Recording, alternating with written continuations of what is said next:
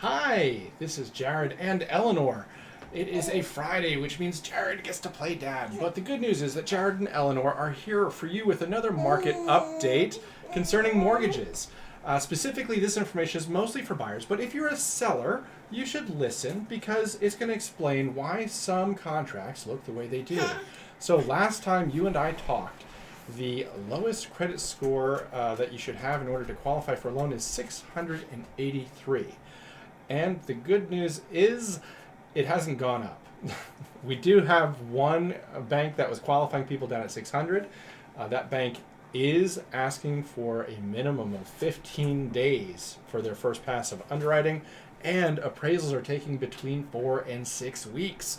What this means for you is escrows should probably be at least 60 days long. So if you're out there writing offers, write them for 60 days or more. And if you're out there selling properties, if you're listing your house for sale, just understand that even if the offer comes in for less than 60 days, chances are really good that the appraisal is going to push things back.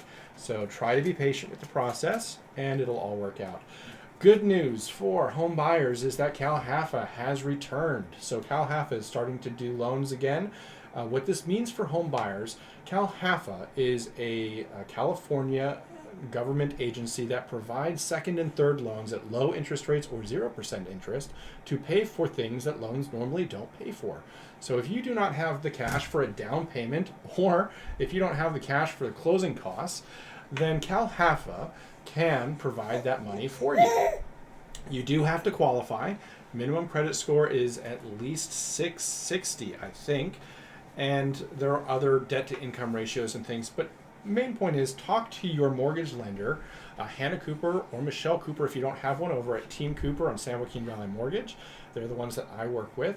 Talk to them and they can tell you whether or not you qualify for the Cal HAFA program. Now, if you qualify for the Cal HAFA program, but you do have the cash for down payments and closing, I still recommend coming out of pocket for those expenses because those second and third loans oftentimes sit there and just kind of become forgotten until you resell the property, which is always a headache. So the good news is it's available for you to use if you need it. If you don't need it, try to go by without it, and expect there to be at least 60 days in your home purchase transaction. Okay, so that is our market update for today. Is there anything, Eleanor, that you feel that home buyers should know? What do you think? Huh? She's fascinated. Oh my goodness, she just...